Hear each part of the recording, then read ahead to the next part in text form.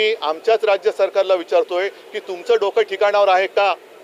कारण आपल्या राज्यात आपल्या राजधानीमध्ये जी राजधानी मुंबई 105च नव्हे तर त्यावेळेला त्या ब्रिटिश कुठल्या परदेशी पत्रकार आल्या होत्या ताया जिंकिन त्यांनी एक पुस्तक लिहिले रिपोर्टिंग इंडिया। त्याच्यात त्यांनी म्हटले की त्यांनी जेव्हा हॉस्पिटलमध्ये पाहणी केली तेव्हा 200-250च्या वरती मृतदेह असे पडलेले होते। म्हणजे त्याचा रेकॉर्डच नाही झालेला, रेकॉर्डच नाही तर रक्त सांडून आणि बलिदान करून ही मुंबई मराठी माणसांनी मिळवलेली आहे।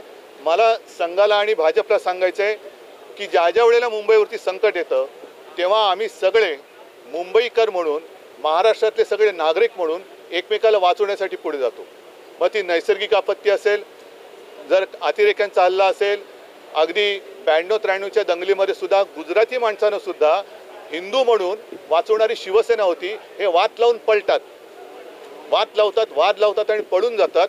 करोनाच्या काळामध्ये सुद्धा सगळेजण आम्ही एकत्रित सगळ्यांना माणूस म्हणून आणि आपल्या देशाचे महाराष्ट्राचे मराठी माणसंच काय सगळे इतर भाषिकांना सुद्धा आपलेपणाने जपलं होतं। त्या आपलेपणामध्ये तुम्ही साखर टाकू शकत नसला तरी मिठाचा आणि विषाचा खडा टाकू नका। मुंबई एक चांगली महानगरी आहे, ती जिंकायची असेल तर चांगलं काम करून जिंका, विष घालून जिंकू नका। जर का तुम्हाला स्पर्धा करायची असेल तर चांगल्या कामाची स्पर्धा करा। मी मागे एका भाषणात बोललो होतो की याच मुंबईमध्ये शिवसेनेने रक्तदानाचा जागतिक विक्रम केलेला आहे। तसं काहीतरी काम RSSने करून दाखवावं, कारण नाहीतर काय होतं, लढायला तुम्ही आणि मिरवायला आम्ही, अशा पद्धतीने यांचं काम सुरू आहे। तर याचा आम्ही जाहीर निषेध करतोय।